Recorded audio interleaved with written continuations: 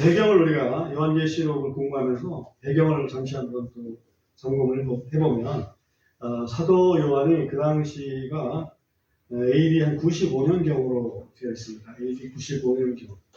그러니까 12사도가 있었고 그 중에 이제 어찌 보면 가룟 유다는 사도직에서 박탈됐고 그리고 그 12사도 그 가룟 유다 대신에 영입된 사도가 누구라고 볼 수 있습니까? 영적으로 보면 사도 바울이라고 볼 수 있죠. 물론 그 예루살렘 교회에서 마띠아를 얻어서 사도의 반열에 올려놓긴 했지만은 우리가 영적으로 보면 사도 바울이 나머지 자리를 차지했다 이렇게 보여집니다. 대부분의 사도들은 네로의 황제의 그 핍박 때 다 죽었습니다. 그때가 한 65년경이거든요. AD 65년경. 그러니까 AD 65년경부터 AD 95년까지 한 30년 동안은 12사도 중에서 남아있는 사도는 사도 요한 하나예요. 나머지는 다 그 후대입니다. 그리고 그 남아있는 사도조차도 로마 정권에 의해서 반모섬이라고 하는 곳으로 유배당해 있는 그런 상태입니다. 섬에 가서 어디 나오지도 못하고 이제 그런 상태죠. 그런데 그가 이제 예수님을 통해서 계시를 받고 그 계시된 내용을 편지로 써서 남겨뒀습니다. 그리고 그 편지를 소아시아에 있는 일곱 교회에다가 보냅니다. 그게 요한계시록이라고. 그죠? 그 요한계시록의 내용을 우리가 쭉 봤습니다만은 그 내용에는 시대를 다시 말하면 교회 시대를 필두로 해가지고 마지막 새하늘 새 땅까지를 보여주고 있어요. 그러니까 그 연대로 보면 뭐 새하늘 새 땅은 따질 수도 없고 천년왕국 전까지를 만약에 생각을 해준다면 적어도 2000년 정도의 그 세월을 계시록이 담고 있다고. 첫 번째로 우리가 봤던 것은 교회들을 향한 주님의 칭찬, 그리고 경고, 그리고 약속, 그런 내용들을 우리가 봤고, 그리고 그 내용은 상당히 짧았죠? 계시록 2장하고 3장 두 장에서 다루고 있는데, 교회 시대를 본다면 주님 그 7년 환란 전까지를 생각해 보면 2000년 정도 되는 그 시간을 계시록 2장, 3장 두 장에서 다루고 있다고. 그리고 나서 이제 환란과 심판의 시대를 일곱 봉인, 일곱 나팔, 그리고 일곱 진노의 호리병 이렇게 이제 그 세 가지의 심판을 좀 설명을 쭉 하고 있습니다. 그리고 나서 전개되는 내용이 이제 주님의 재림 근처에 와서 큰 바벨론이 망하고 또 주님에 의해서 적그리스도와 거짓 예언자가 붙잡혀서 어디로 빠집니까? 불호수에 1번 타자로 들어가게 되죠. 불호수에 1번 타자로 입수되게 되고 그 다음에 이제 천년왕국이 있고 그리고 나서 사탄이 결국은 또 불호수에 입수되고 이게 두 번째 주자죠.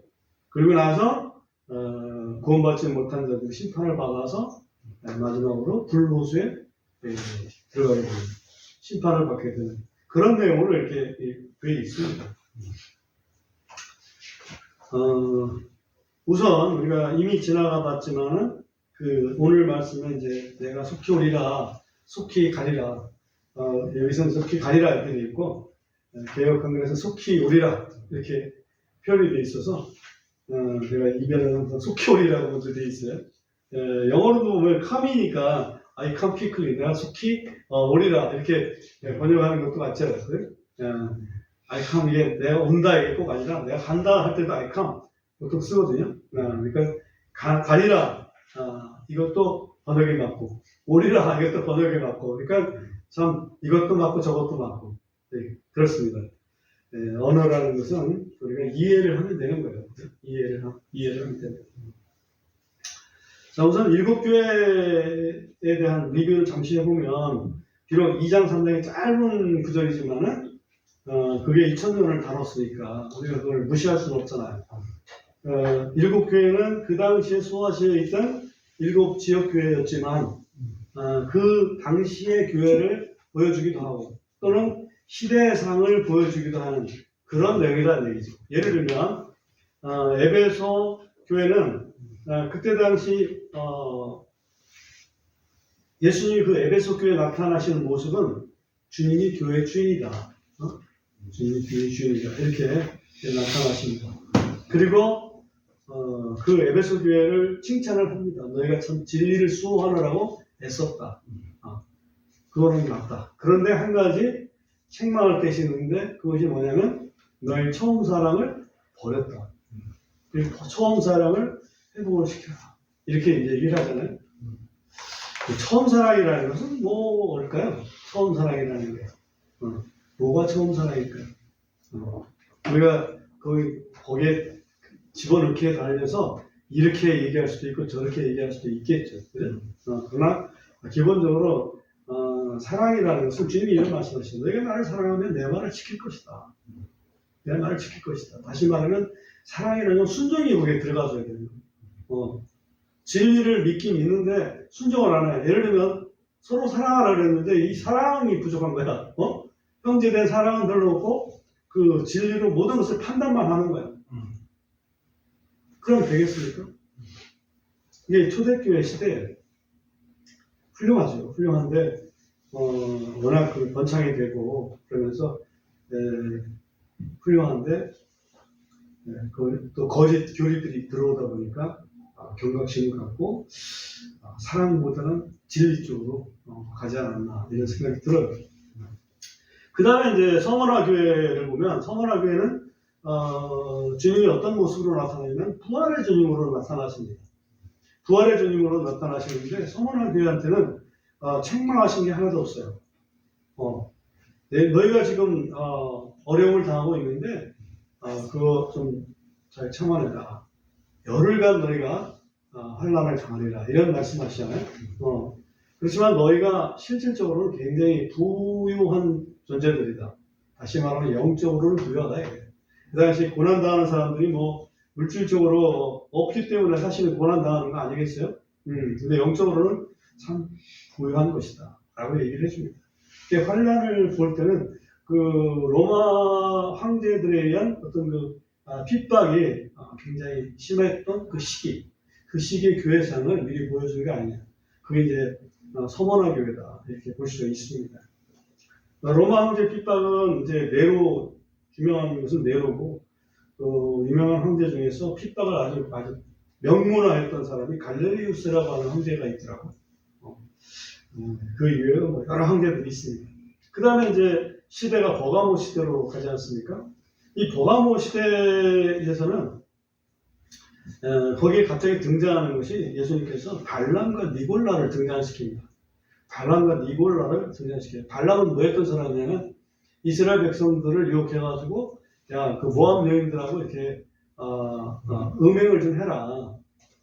이제 그렇게 했던 거예요. 이게 말이 됩니까? 우리가 생각할 때 말이 안 되죠. 그렇지만 그런 것들처럼 발람이나 니골라 음행이라든지 또 세상 권력하고 이렇게 서로 유혹해서 이렇게 합세하는 그런 형태의 일이 버가모 교회를 향한 책망에서 드러납니다. 그러면서 말씀하시는 게 뭐냐면 말씀 가지고서 분별을 잘 해라. 주님이 말씀의 주님으로 나타나요. 말씀의 주님으로.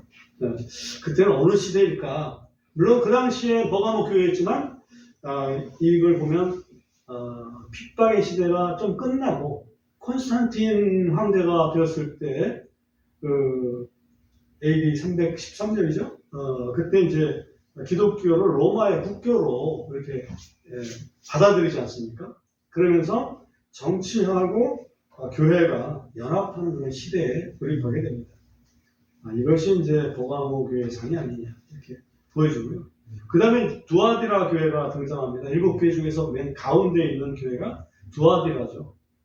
근데 이 두아디라 교회에서는 이세벨이라는 사람이 거기에 등장합니다. 이세벨은 우리가 잘 알지만은 아합의 아내였죠. 아합의 아내로서 이스라엘을 완전히 우상단지로 만들어 버렸습니다. 그것처럼 두아디라 교회는 이 교회가 한마디로 좀 주님을 숭배하는 게 아니라 우상을 숭배하는 집단으로 바뀌어버리는 그런 모습을 미리 보여주신 게 아닌가 하는 생각이 듭니다. 그래서 그런 교회를 향해서 주님은 어떤 주님으로 나타나냐면 심판의 주님으로 나타납니다. 심판의 주님으로 나타나요. 그래서 말씀하시기를 복음 진리를 잘 붙잡아라 라고 얘기를 하시죠. 이때는 아무리 봐도 이때는 중세 시대가 아닐까 싶어요. 로만 캐톨릭에서 얼마만큼 우상 숭배를 합법화했는지 우리는 역사를 통해서 알 수가 있습니다. 그 다음에 이제 등장하는 교회가 이제 사대 교회입니다. 사대 교회. 사자는 죽을 사자, 대는 데스할 때 데스. 그래서 한글과 또 영어를 합해서 사대. 죽음이다. 제가 그렇게 외웠습니다. 이 사대 교회는 겉으로 살아있는데 속으로는 죽어있다. 너희가 이름은 살아있는 이름이지만 실상은 죽은 자다라고 하는 말씀을 사대교회 하셨어요. 그래서 제가 죽을 자자, 데스대자 이렇게 얘기를 한 거예요. 왜 이 사대교회에 우리 주님은 어떤 모습으로 나타나냐면 완전하신 주님으로 나타납니다. 완전하신 주님. 그러니까 우리가 믿긴 믿는데 완전한 믿음이 아닐 경우에는 사실 어찌 보면 죽은 믿음이나 마찬가지예요. 완전한 믿음. 완전하다는 것은 늘 깨어서 기도하면서 또 말씀 순종하면서 또 전도할 수 있는 그런 사람들. 그게 바로 완전함이라고 볼 수 있죠. 그리스도인들의. 이때는 어느 시대일까라고 생각해보면 이때가 바로 이제 종교개혁 시대가 아니겠습니까? 마틴 루터라든지 존 칼뱅이라든지 쯔윙빌이라든지 이런 사람들이 등장하면서 정말 중세 시대의 그런 우상에 딱 빠진 로만 캐톨릭에서 벗어나서 이제 그 교회가 본 모습을 찾아가는 그런 형태가 아니겠습니까? 그 시대를 얘기하는 게 아니겠습니까? 그 다음에 이제 6번째 교회가 등장하는데 빌라델비아 교회죠. 빌라델비아 교회는 전능하신 주님으로 나타나요. 주님이 전능하신 주님으로 나타나. 근데 그러면서 빌라델비아 교회한테 또 칭찬하십니다. 책망은 없어요. 칭찬하시는데 너희는 적은 힘으로 믿음을 지켰다. 그러니까 내가 칭찬한다. 내가 멸류와 주였다. 이런 얘기하셔요. 그러니까 주님은 전능하십니다. 우리는 미약한 힘을 가지고 있어요. 주님은 전능하십니다. 그죠? 그래서 우리는 빌라델비아 같은 교회가 정말 제일 성경적인 교회가 아닌가 하는 생각이 들어요. 그래서 이때 시대상으로 생각해 본다면 성경 번역이 막 활성화되고 해외 선교가 막 활성화되고 부흥이 되고 했던 그 시대가 이 빌라델비아 교회 시대가 아닌가 하는 생각이 들어요. 그들의 힘은 연약했지만 사실은 하나님은 전능하시기 때문에 이 전능하신 주님이 그들을 사용하셔서 성경 번역도 많이 되게 하시고 또 해외 선교도 많이 되게 하셨다라고 됩니다. 그리고 마지막으로 7번째 교회 이름은 여러분 잘 아시죠? 교회 이름이 뭡니까? 라오디게아요. 라오디게아 교회. 근데 이때 주님은 어떤 주님으로 나타나시냐면 아멘이시고 충성된 주님이시다 이렇게 나타나요. 아멘이신 주님이죠. 아멘이라는 것은 그렇습니다. 주님 말씀이 옳습니다. 주님 말씀대로 됩니다. 그렇죠. 항상 주님한테는 아멘이죠. 그렇죠? 그래서 그 당시의 교회에 대해서 주님께서는 뭐라고 책망을 하시냐면 너희는 내가 없는 교회다. 내가 없는 교회. 예수님이 밖에 교회 문 밖에 계신 교회. 이게 좀 이상하지 않아요? 교회는 교회인데 예수님이 안 계셔. 두세 사람이 내 이름으로 모인 곳에는 나도 그들 중에 있느니라 이렇게 말씀하셨어요. 그런데 주님이 안 계신단 말이에요. 왜 안 계신가 보니까 그들의 신앙이 완전히 그 세속적인 신앙입니다. 자기들은 뭘 가지고 있다고 그러는데 사실은 안 가지고 있잖아요. 부자라는 데 사실은 가난하다는 거예요. 이게 라오디게아 교회입니다. 이게 어떤 시대의 상일까라고 보면 이것이 바로 마지막 교회인 것처럼 재림 직전에 있는 그야말로 그 혼돈 시대에 존재하는 교회의 모습이 아니냐. 오늘날 시대의 교회의 모습이 이런 모습이 아니냐. 자기들은 다 부자라고 합니다. 다 가지고 있다라고 하죠. 그런데 주님 말씀하시기는 너희는 없고 가난하고 헐벗었다 라고 말씀하시죠. 다시 말하면 우리의 옷은 성도들의 올바른 행실이 옷이라고 그랬지 않습니까? 그러니까 우리가 헐벗었다는 얘기는 성도들의 올바른 행실은 없다는 거예요. 교회에 모이긴 모이는데, 네? 부자 교회도 많은데, 그런 말씀하시면서 문을 두드리지 않습니까? 계시록 3장 20절에 보면 우리가 영접 기도할 때도 쓰는 그런 단어, 그 구절이기도 하지만 문 밖에 서서 두드리는 거예요. 누구 이제 음성을 듣고 문을 열면 내가 그에게 들어갑니다. 그래서 주님이 함께 하시는 그런 교회가 돼야만 재림을 맞이하는 그런 바른직한 교회가 아닙니다. 그래서 우선 제국교회를 교회 시대를 먼저 잠깐 봤습니다. 그리고 나서 바로 이제 환란 시대로 넘어갑니다. 근데 환란 시대는 7년 대환란이라고 해봤자 사실 7년이라는 굉장히 짧은 기간이죠. 굉장히 짧습니다. 2000년의 시간에 비하면 7년은 너무나 짧은 거예요. 그런데 극심한 고통의 시간이 될 것이다 라고 계시록에서는 얘기하고 있는 겁니다. 특별히 제7번째 봉인이 해제되는 낙하심판, 그 시작이 진정한 의미의 어떤 환란 시대라고 저는 보고 있습니다. 그때 제7봉인이 해제되는 낙하심판에는 이미 교회는 휴거되고 이 땅에는 이스라엘 14만 4천의 증인들 그리고 두 증인이 그리스도의 편이 되어서 활동을 하게 됩니다. 이때 거짓 그리스도가 아주 본격화하지 않습니까? 자신을 나타내고 드러내고 신격화까지 해서 많은 사람들의 어떤 경배를 어찌 보면 좀 강요를 하죠. 경배를 강요합니다. 그때 동조하고 선동하는 사람이 거짓 예언자죠. 근데 이 거짓 예언자는 뭘 가지고서 사람들을 통제하냐면 경제권을 가지고 경제 시스템을 가지고 통제를 합니다. 그래서 소위 666이라는 그런 그 코드를 받지 않으면 사고 파는 문제 그리고 아무것도 할 수 없는 그런 시대로 만들어 버립니다. 굉장히 짧은 시간에 어떻게 그걸 다 할 수 있을까 아주 궁금합니다. 그렇지만 오늘날의 어떤 그 전자기술 발전을 봤을 때는 그것이 불가능한 건 아니겠구나 그런 생각을 좀 합니다.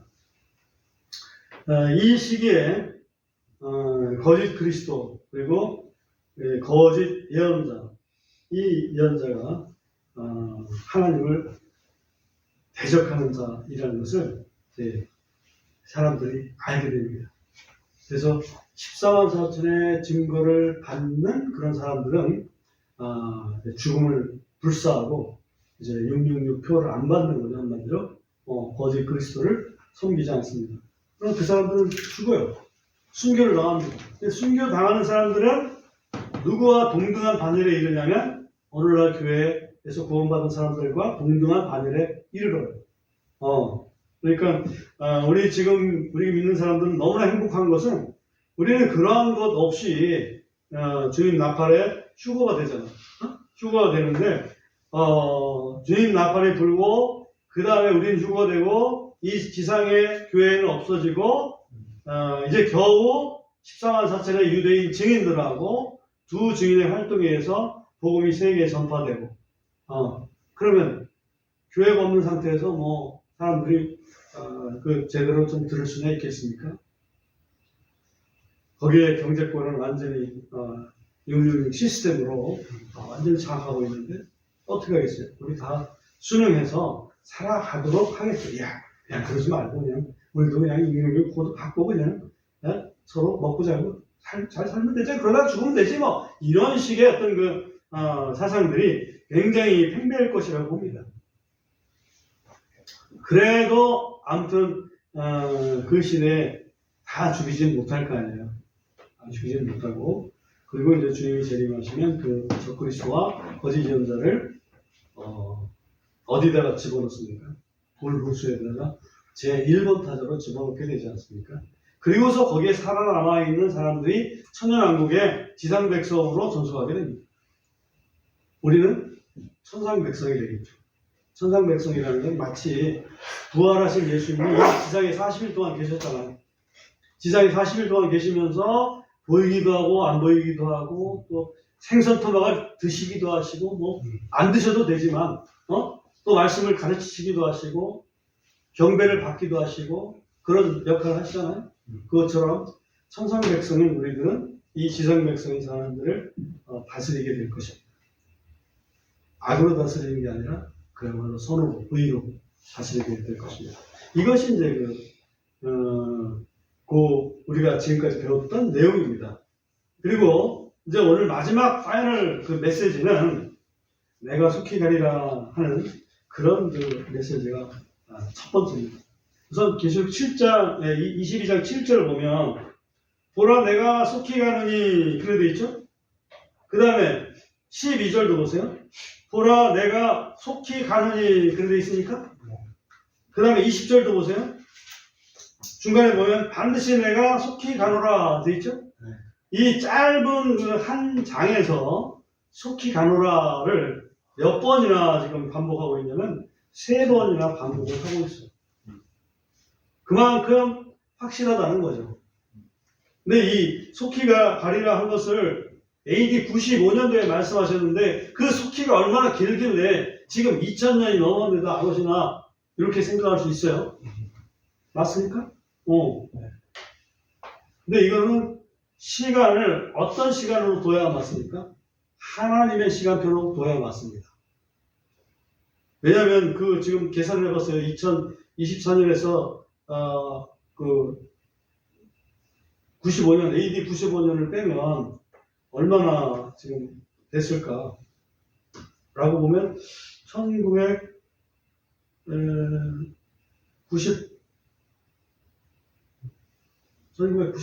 됐나요? 제가 계산이 잘 안 되는데 그 정도 됐다고. 2000년은 안 됐잖아. 그지? 2000년은 안 됐어. 그래서 주님 말씀하시기를 베드로서에 보면 하나님께는 1000년이 하루 같은, 하루가 1000년 같은 이 한 가지 사실이 잊지 말라. 그래서 그렇게 계산하면 1.991이 됐더라고. 1.991. 이게 이틀이지. 제3일. 의미 있는 날 아니겠어요? 지금 6000년 인류 역사가 있는데 1000년을 하루 갔다 보면 엿새째가 지난 겁니다. 제7일에 뭐 하셨습니까? 창조 때 제7일에 안식하셨습니다. 하나님이 안식하시려면 천년왕국 이루어져야 되겠습니다. 그죠? 그래서 저는 천년왕국이 제7일이다. 저는 그렇게 영적으로 좀 해석을 하고 있습니다. 지금 이틀이 다 지나가고 있는 그런 시점이다.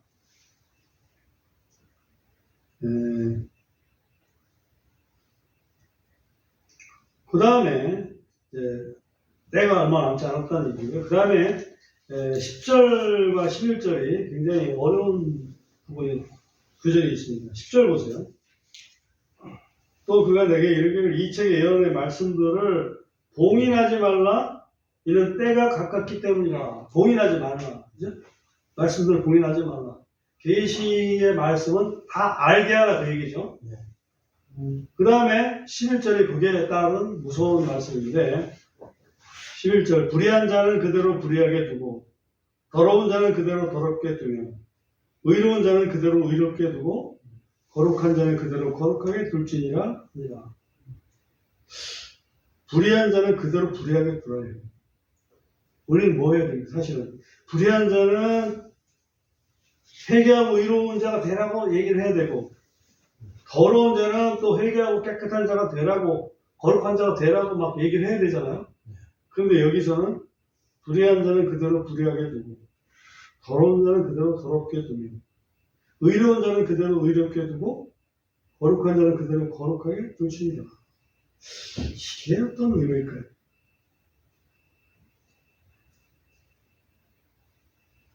왜 이렇다는 얘기죠? 이때는 그 불신의 그 책임이 이제 다 계시를 해놨기 때문에 불신의 책임이 개인한테 있다 이제 본인 스스로 져야 된다.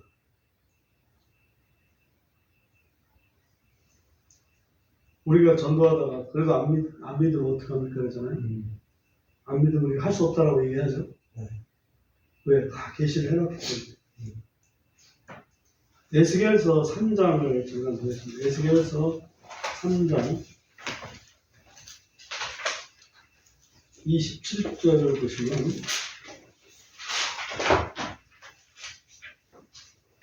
그러나 내가 너와 말할 때에 내가 내 입을 열리니 너는 그들에게 이르기를 주 하나님 이같이 말하노라 하라. 듣는 자는 듣게 하며 듣지 않는 자는 듣지 않게 하라. 이는 그들이 반역하는 질이기 때문이다. 듣는 자는 듣고 듣지 않는 자는 듣지 말라 이래. 왜? 원래 반역하는 족속들이기 때문에 집이라는 사람들이죠. 그래서 이게 굉장히 무서운 말이구나. 이제 봉인하지 말라는 것은 굉장히 무서운 말이구나. 정말 다 됐다는 얘기다. 봉인하라고 옛날에 그랬어요. 언제 그랬습니까? 다니엘서에는 봉인하라고 되어 있습니다. 다니엘서 한번 확인해 보겠습니다. 다니엘서 12장 한번 보십시오. 다니엘서 12장 4절에 보면 이래 되어 있습니다. 그러나 너 다니엘아 끝이 임하는 때까지 그 말씀들을 닫아두고 그 책을 봉인하라. 네? 그 책을 봉인하라. 많은 사람들이 이리저리 달릴 것이며 또 지식이 증가하리라. 언제? 끝이 임하는 때는 많은 사람들이 이리저리 달리고 지식이 증가한다. 그렇게 되어 있어요. 그러니까 지금 보면 이리저리 달립니다. 이 한국 내에서 서울에서 동쪽에 서쪽으로 달리는 것도 있지만 서울에서 부산 달리는 것도 있지만 또 비행기를 보면 서울에서 저 뉴욕까지 달려가고요. 또 비행기가 아니라 지금은 인터넷으로 순간적으로 전 세계가 월드와이드 웹으로 돼가지고 다 달립니다. 그런 시대가 지금 여기 보면 끝이 임하는 때다 이렇게 표현하고 있어요. 근데 이때까지는 말씀들을 닫아두라 봉인하라 그랬어요. 그죠? 그 다음에 12장 9절에도 보세요. 그가 이르되 다니엘아 네 길을 가라. 이는 그 말씀들이 끝이 임하는 때까지 닫혀있고 봉인되었기 때문이라. 너 갈 길 가라. 응? 이거 가지고는 지금 다 사람들한테 깨닫게 할 수가 없다. 그 얘기를 지금 하고 계신 거예요. 그렇게 하셨던 분이 다니엘이 활동할 때가 BC 한 600년 경이잖아요. BC 600년경. 그러니까 지금부터 한 2600년경인데 전인데 그때는 봉인하라 그랬어요. 근데 사도 요한한테는 봉인하지 말라. 봉인하지 말라고 제가 이틀 지나면 하나님 시간 그죠? 이틀 지났어요. 이제 제3일에 항상 역사가 일어나지 않습니까? 제3일에 제3일은 굉장히 중요한 날이죠. 지금이 마지막 때라는 것은 현상적으로도 알 수 있지만 성경 말씀으로도 분명히 마지막 때라고 얘기를 했어요. 확인합니다. 히브리서 1장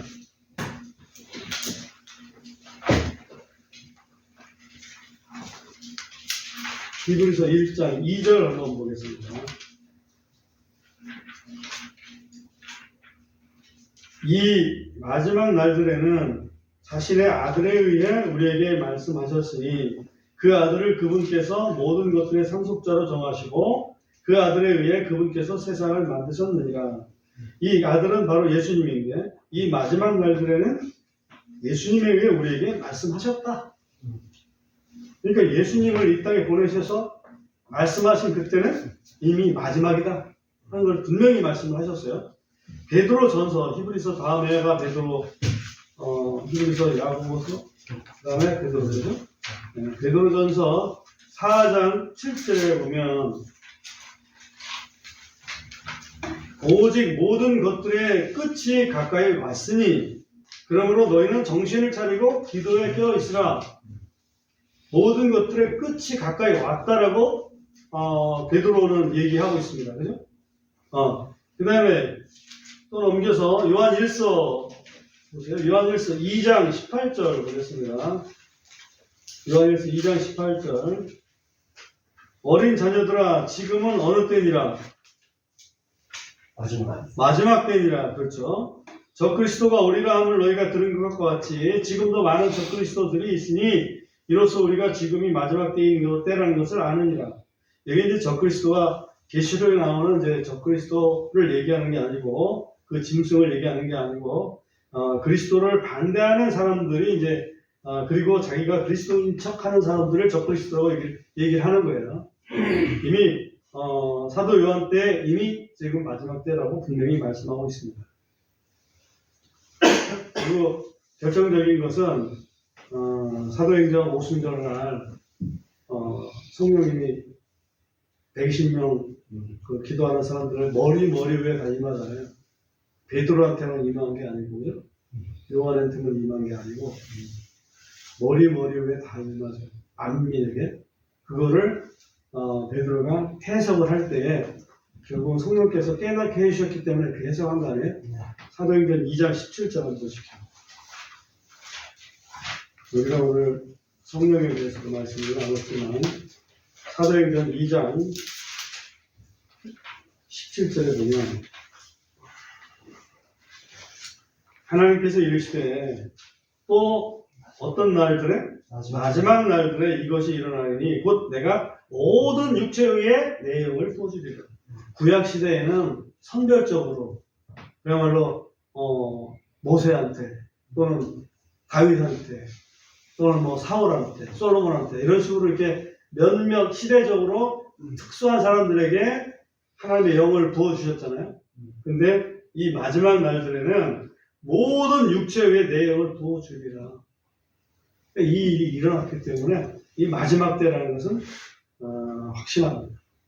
그러므로 이 마지막 때에 우리가 해야 될 것은 이미 다 계시가 되어 있기 때문에 이 불신에 대한 책임은 본인이 스스로 져야 됩니다. 이것이 이제 계시록 오늘 22장 그 11절에서 얘기했던 그 내용입니다. 11절을 한번 다시 한번 보세요. 불의한 자는 그대로 불의하게 두고 더러운 자는 그대로 더럽게 두며 의로운 자는 그대로 의롭게 두고 거룩한 자는 그대로 거룩하게 둘지니라. 얼마나 무서운 말씀입니까? 그렇죠?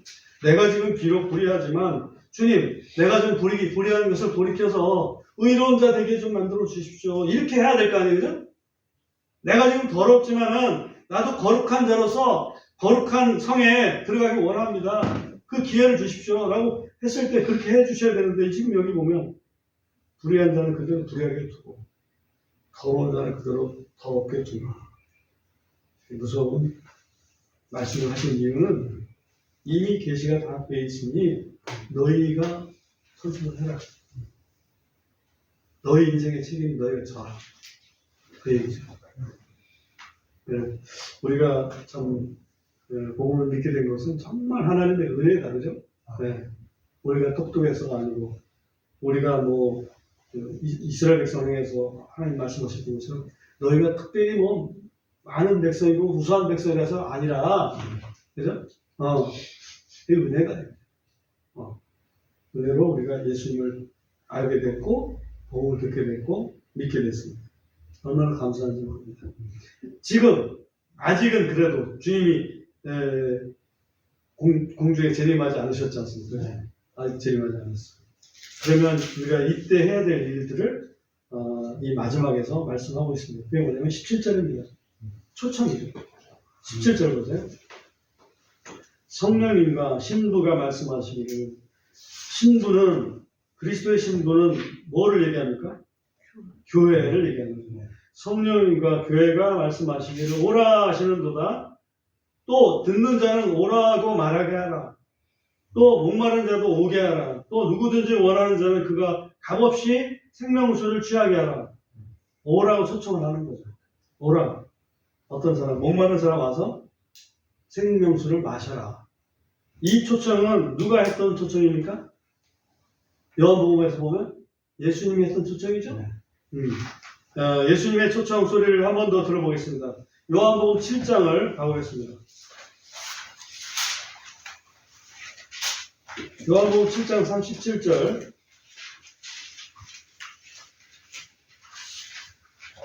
마지막 날, 곧 명절의 그 큰 날에 예수님께서 서서 외쳐 이르시되 누구든지 목마르거든 내게로 와서 마시라.